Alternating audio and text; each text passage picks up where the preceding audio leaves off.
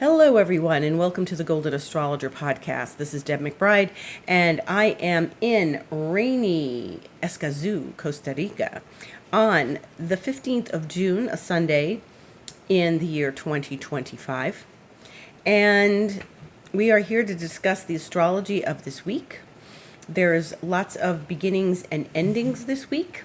There's a few, and there's some interesting astrology happening. So we begin with today because if you listened to me last week, you heard me say that there were two profound aspects today. Now, one of them is Jupiter square Saturn, which happened at 10:36 a.m. Eastern Time this morning.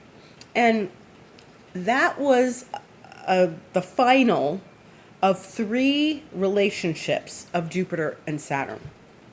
And they were in square while Jupiter was in the sign of Gemini and Saturn was in the sign of Pisces. And while Saturn's not entirely finished with Pisces, Jupiter is finally finished with Gemini after a year or so. And they came together in a square in those signs. And those are mutable signs, which are flexible signs. These are cardinal signs, Cancer, Aries, cardinal signs. And you know, this place that we're in right now, Jupiter is in a place that's really, really good for Jupiter. Jupiter loves to be in Cancer. It loves to expand the sense of nurture and nourish and family and extended family. And Saturn is not in a happy place. Saturn's in Aries where it's not at its best. It's better. It's exalted in Libra, so it's better there. So it's in its detriment in the sign of Aries, the opposite sign of Libra. And so I would say that Jupiter really is the stronger one here because Saturn's in a weak place. Now, that doesn't mean this is all like smooth and easy and Jupiterian. It means that we have to balance the dynamic between expansion and contraction, which I talked mostly about last week. But it's also where we want to expand and how we're expanding and what gives us the confidence versus Saturn whispering in our ear. You know, it's like good angel on one shoulder and little devil on the other. So Saturn's going to be telling you things like, sorry, you have to wait. Oh, that'll never happen. You didn't learn a lesson from this. And Jupiter's like, let's go. Let's do it. Let's make it happen. You can do this. So your confidence may be a bit eroded under this particular aspect. And your desire to carry on and get through and make something happen may feel undermined by the energies of Saturn. And so you have to keep moving. And it's a lesson and a test in moving forward and pushing forward despite the whispers of the subconscious mind and the mind going, why would you think you can do that? Well, how do you think you can do that? Well, why would you expand to that? Well, that'll never work out. And it's that discouragement, and this is why Saturn's called, a little devil, because it does this. This is what its character is like. It's not always like this, but when you're trying to do something and expand, it's gonna come in, especially when it's clashing with Jupiter, it's gonna come in and try to discourage you. And you can't go there. You have to, the lesson really is rising above that voice and moving forward. Now, this was happening a few hours after Mars was squaring Uranus. Okay, so this is the other big aspect today is Mars-Uranus. Rarely do we have these two things at the same time. And what's happened along the way here is that we've had Jupiter and Saturn twice last year, and like I said, and then now there's this. But thankfully it's the end. And what I mentioned last week is they're going to trine later this year, much later this year, and when Saturn goes back into Pisces. And so they're going to do a water trine, which is very interesting, but more on that when we get closer. This is the last chapter of the story from last year when they were squaring. And so finally we're getting rid of this, but there's probably a story that's continued over and over again since you had last year's issues, and there may have been complications in these last days that relate to those stories from last year. And I really feel like we've come a long way since the last Jupiter Saturn, and yet we may still feel like we haven't made progress. So think about where you've been and the story you've dealt with over the last 10 months or so, because they started squaring last August, mid-August, and then they came to another square between Christmas and New Year's. And so we're back again so many months later for them to have this conversation. And that's why it feels so unusually strange, because we're revisiting this. And so I think that you have to see how far you've come and the progress you've made, even if it doesn't feel like you have. Sit down with yourself and recognize it and congratulate yourself. Be Jupiterian about this. Don't let Saturn saying, okay, you got to obey the rules, you got to learn the lesson, but Saturn they're finishing. Saturn doesn't get to say this anymore, okay? And it doesn't get to rain on Jupiter's parade. And so what we're looking at is, trying to rise above all the nonsense chatter that Saturn brings with it. Okay, now back to Mars and Uranus. They're really irritating. They are irritating, and they have been irritated, and they do get irritated anytime they meet. So Mars has been in Leo since last November, and it's finally, and this is part of this week, finally at the last degrees of Leo. It is squaring Uranus, which is at the last degrees of Taurus. And so there's a lot of irritation because those two together often make an explosion. And yes, it's been complicated, especially the last few days. So I can't say that it's been calm and smooth. I can say that when I woke up this morning, I felt like, oh my God, I felt like I've been through a war. And those aspects just sort of landed this morning. And so I felt like as I was waking up, and it took a long time to wake up and get settled and get into my day, it really felt like I had been through something. And it didn't feel like, wow, I've been through something and I'm so happy to be, I met the challenges. It felt like, man, I got dragged through the mud on that one. And it was really, I woke up not feeling great. I woke up and it really took a while for me to meditate and get myself out of that. And we did a space cleanse on the whole property this morning and the gardens. And that really helped diffuse all of this, prickly stuff. Because even if you don't get into something, you have to get past this energy, and it still felt prickly this morning, and I just was like, oh God, what is this? And I'm sensitive, so if everybody else around me is having a thing, I'm gonna pick it up, and I'm going to sense that there's energy not that it is not coherent, and then we have to kind of bring it back and like get normal again. Okay. But if you woke up feeling ornery, that's normal for a day like today. I mean, it's Sunday and you think, oh, great, I have a nice Sunday, make a nice breakfast. And I made a nice breakfast for myself, but it took like meditation. It took breath work, meditation to get through this and not feel like I was still getting dragged through the mud, And so clearing energy like that, clearing the property with like sage and rattle and incense and stuff, that really helped. Like taking that whole exercise and setting intention for the property was really good. And we have to stay positive despite what's going on in the world. And we can't let it drag us through the mud and let other people's stuff catch on our sweater. Don't let your sweater get caught on someone else's nail. How's that for an analogy and metaphor? So yeah, unhook your sweater, and don't let things get, don't get into a kerfuffle. My poor kitty, poor Gata Marina, yesterday actually, Monica said to me, Camaro, had a tick, and she's like, there's ticks. I've never seen ticks on the cats before, so we have to do their medicine.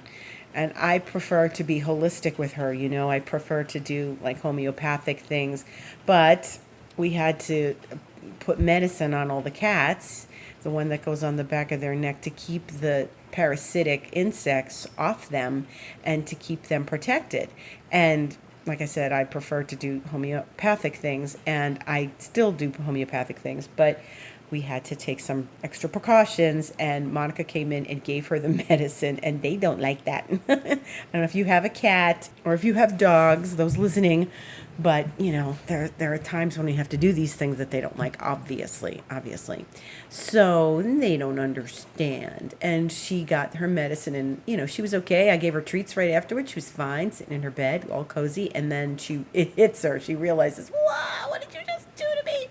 She came running upstairs, the poor baby. So now she was hiding from everybody. She's blinking a whole lot, because that must be irritating.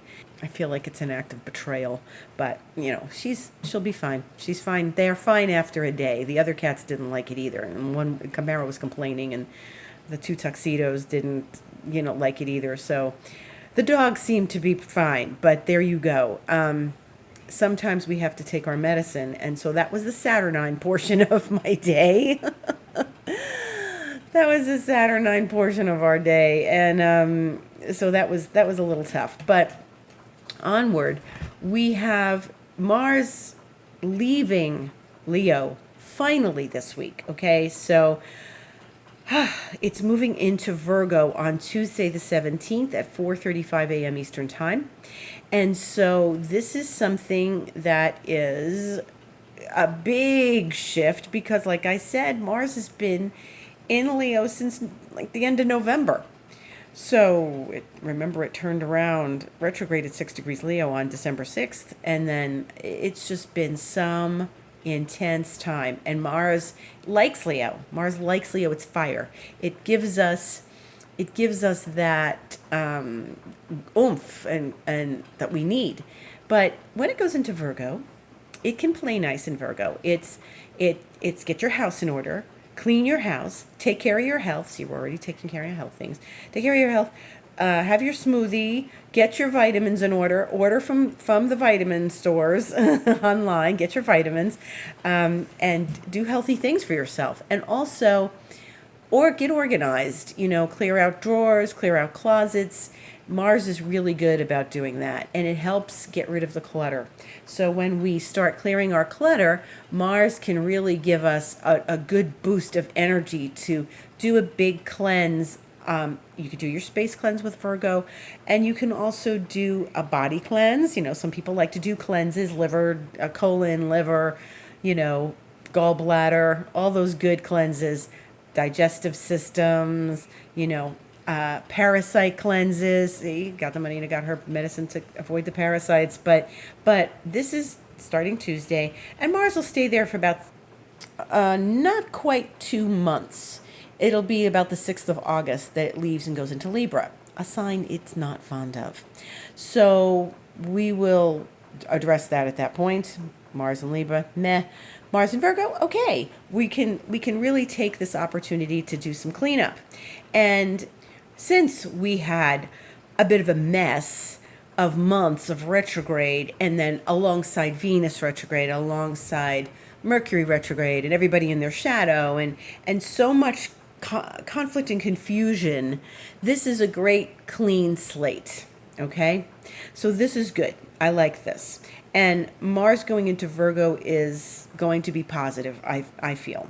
So that's another thing going on that we're starting this week. We're ending, remember I said there were endings and new beginnings. We're ending the time in Leo after many months. And, it was time in Cancer, right? But it was back and forth between Leo, Cancer, back in Leo.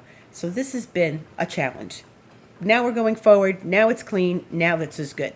So the other thing that's going to start this week is that the sun is going to go into Cancer. It's leaving Gemini. It's finishing up its annual visit to Gemini, the sun. And the sun is now going to spend maybe less than a week in the sign of Gemini and then go into the sign of Cancer at 10:42 p.m. Eastern Time on Friday the 20th. This is the summer solstice in the Northern Hemisphere, the winter solstice in the Southern Hemisphere. And this is always another time when we start cardinal energy. Now, if you remember, last week Jupiter went into Cancer a couple weeks ago.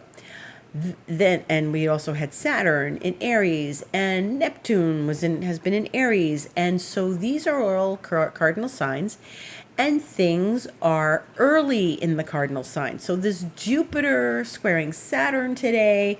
Now we're going to move into something else. Jupiter and Saturn are going to move away from each other. But what's going to happen is that the sun is now going to get entangled in this Saturn, Neptune, Jupiter in Cancer. And so the sun is going to meet with Jupiter, not this week, but the following week. And we like that. We like when the sun and Jupiter, that's amazing. But before the sun reaches Jupiter, it's going to square Saturn. And that's going to be on Sunday the 22nd, next podcast day. Okay? So the sun is going to square Saturn, and then the next day it's going to square Neptune.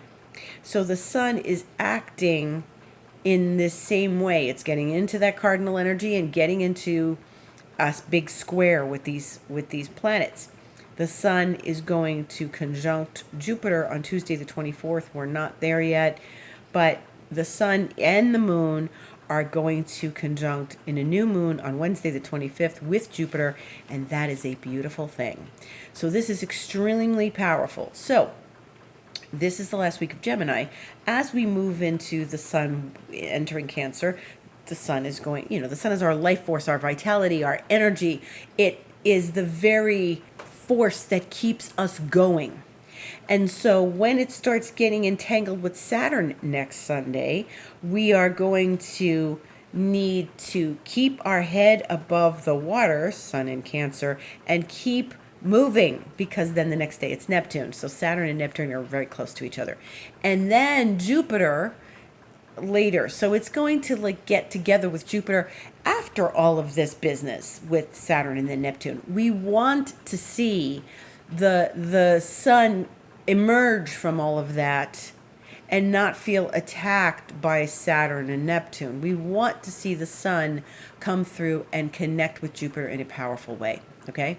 So this is what we expect, we're expecting as we move through this. Now, I'm telling you this about this new moon a week and a half before it happens, because I want you to prepare and set some intention for that day, because this is really a very deep connection, and it is the year of the Jupiter and Cancer exaltation. We only get this once every 12 years. So start now. What do you want to achieve? What do you want to call in? And Jupiter is so wonderful in Cancer, and the new moon is with Jupiter. The new moon could have happened not with Jupiter. It could have been in a different part of Cancer past Jupiter, but it's happening with it. So this is significant. This is telling us, hey, everybody, make a big wish, go do something, take some action. Cardinal signs want to initiate. So I have something planned for that day, and I recommend that you get something planned for that day too. And don't let Saturn drag your head. Let Saturn teach you something and keep you grounded, but don't let it overdo it. I used to read old astrology books many years ago saying it's just Saturn overdoing itself. And yeah, yeah, but it's us letting that energy bring us down. Saturn can be extremely practical and useful, and we can get things done. But it's so important for us to rise above that and not let ourselves get dragged into something that's just taking our energy down. It's not helpful. It's not productive. Saturn likes to be productive. When it does that, when we let it do that, it's not productive. It's counterproductive. So we got to get through all this Saturn. Now, this is definitely not finished with when we have the sun, because eventually Venus is going to go into Cancer. She's in Taurus now, but she's eventually going to go into Cancer. and she will do this same routine. She'll conjunct Jupiter, she'll square Saturn, she'll square Neptune, and by that time she'll probably be conjuncting Jupiter way after she squares the Saturn and Neptune. They move more slowly. She'll come in, she'll square them, and then we'll get that nice dose of Jupiter when she makes the conjunction to Jupiter later in these months.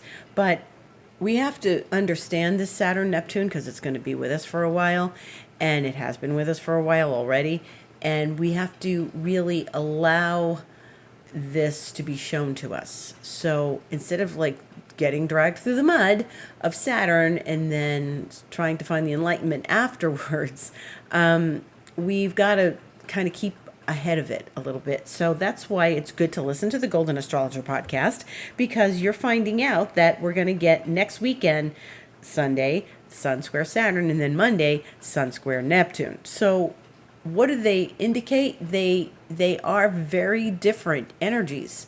Saturn is asking us to take responsibility. Neptune is asking us to dream. So if we can ground our dreams responsibly, that could be really powerful and positive. And you know, what's an interesting thing is that a couple of times in my experience of mentorship, one of them was the other day, and one of them was maybe last year and a half ago or something. The subject of daydreaming came up. And, you know, Neptune says daydream, visualize, connect with your vision. Saturn says stop daydreaming. You're daydreaming. You're not focused.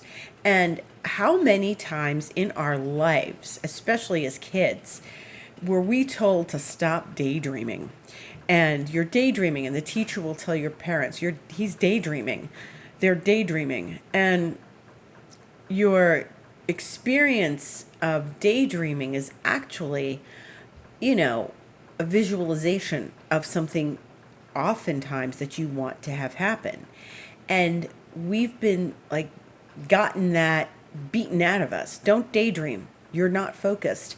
And this is tragic because I think daydreaming has gotten a bad rap. And what this challenge with Saturn Neptune is to visualize something we want to bring into being. Energetics happen before matter. It has to happen in the field before it can become 3D. So in any elements, you know, even before strategy, there's energetics and then strategies. Whatever strategies you're using for business, etc., there's energetics behind it, okay? So there's always energetics behind something. There's frequency and energetics behind your words. Choose your words wisely. So my feeling is with Saturn and Neptune, for us individually, there's definitely a collective thing going on. Boy, is there collective stuff going on. But there is the experience of bringing something into our reality, Saturn, by creating it in the field. And we do that by daydreaming, by visualizing. We want to create something in a visual sense first and make it our reality. It's so important to stretch our minds this way and this is how we open our hearts. What I think is sad is that we've been told not to do this, and we were really, criticized for doing this. And this is what great geniuses do. They sit and they don't just automatically, analytically create something. That doesn't work. You don't create something big and grand and something in service to the world without a dream, without a vision. And so the wisest use of this, and certainly in Aries, is pioneering. So what pioneering vision can you create that's going to be something you want to bring into reality? And that's a really good, wise use of this energy individually. Collectively, we've got a whole lot going on that's very, very deep and profound and not so nice right now. And there's a lot that we can visualize and send good energy to hopefully bring into reality. Send love, send peace, send white light, and that's very Neptunian. And prayer really does work, whatever that means to you. And so the vision for our world is one thing. The vision for ourselves, we can act locally.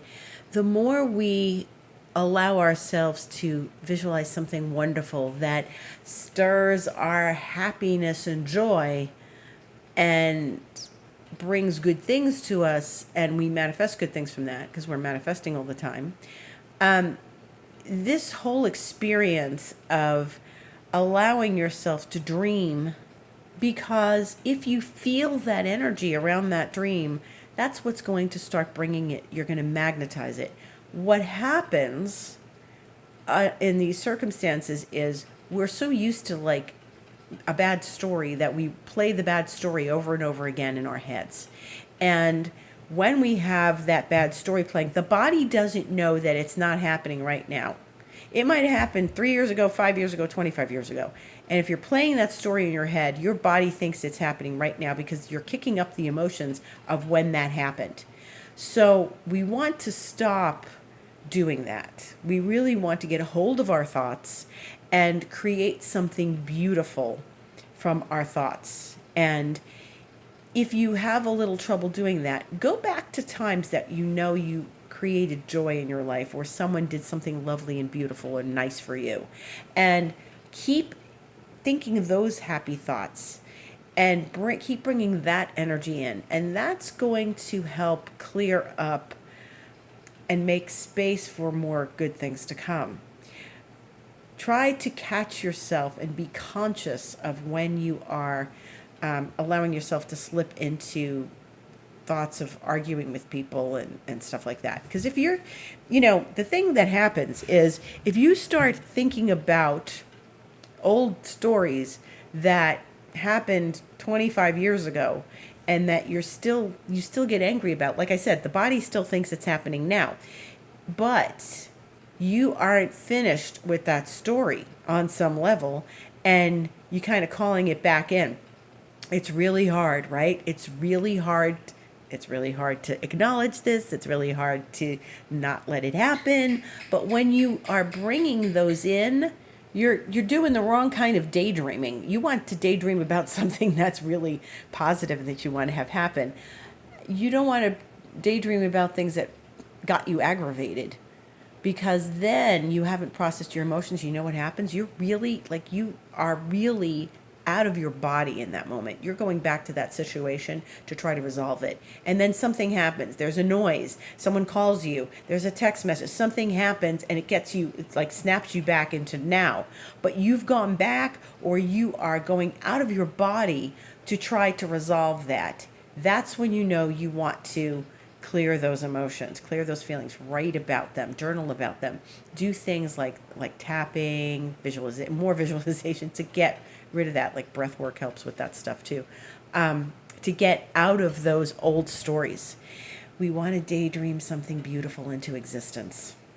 And, we want to stop getting triggered by the emotions of the past. And Saturn and Neptune's a real test. Think of Saturn as a test as opposed to pulling us down into that. Think of it as a test and say, that's a boundary. I'm not going there. And I'm going to stay focused on the beauty, Neptune. So this is a very helpful, practical way to use this energy, okay? It takes practice. Anything that we want to get good at takes practice. If you want to get good at the piano, you have to practice. If anything else. So it's an exercise. It's a muscle. It's, okay, I want to get really good at tennis. That's going to be practice also. It's muscles that we have to work. So we can practice this visualization. That is our challenge during this Saturn and Neptune phase, okay? It's not going to be forever, but if you can change, your vision to something really optimistic, positive, and bring that into your life, and feel it, that's another key, feeling it, hello Jupiter in Cancer, then you are going to master the art of manifestation, okay? Feeling it, that's going to help it come in. In the meantime, Jupiter is going to square Neptune on Wednesday the 18th. And that is, again, Jupiter squared Saturn today. Obviously, we talked about that. But now it's going to get to that other planet, that Neptune. And that's a great time to expand and visualize. So let's put Saturn, Jupiter behind us, which it's been these last hours. We're done. Now we're moving towards Jupiter, Neptune, and that's going to be fun. So what can you create this week that's a big vision for yourself, a grand vision for your life, that you know that when you do that and create it, that, man, if I can do that, I can do anything, right? This is a positive use of this energy. And it's a challenge for all of us this week. Okay? So use the energy wisely. Take it to the next level. What can you bring to the next level? What can you visualize about your life that takes it to the next level? That's what you want to do. And so if you need some support with that, you can always get in touch with me. And that would be at thegoldenastrologer.com. And you can book a session on my website. You just go to thegoldenastrologer.com, click book online, and you can book an astrology session. Or perhaps you'd like a Reiki session, or perhaps you'd like emotional clearing. I can do that with both my Reiki, because Reiki's very powerful. It's not your typical Reiki, oh, that feels nice. This is where we clear old beliefs, clear old contracts, break vows. We can do all sorts of emotional clearing with that, but also with my new vision system, I can do emotional clearing. I'm also available for expansion mentoring, 3 months, 6 months, 12 months, and that's a longer journey with me where we meet and really do some deep work on advancing your life. This is a great time with Jupiter in Cancer, to advance your life. Jupiter squaring Neptune, opening the door to a new life. So if you're interested, you can email me, deb@debmcbride.com, or info@thegoldenastrologer.com, and we can work on that. I'm also available on Instagram at The Golden Astrologer, and you can see videos and all sorts of stuff that I've posted from the past, little messages and things, on my Instagram page. I'm also on Facebook, but it's all generated from Instagram. So anything on Facebook, I'm on there twice, The Golden Astrologer and Deb McBride, but that is all really generated from Instagram because I post there first. In the meantime, have a beautiful week. Dream big. Reach out to me if you need to, and I will see you on the internet in this solstice week. Have a beautiful week.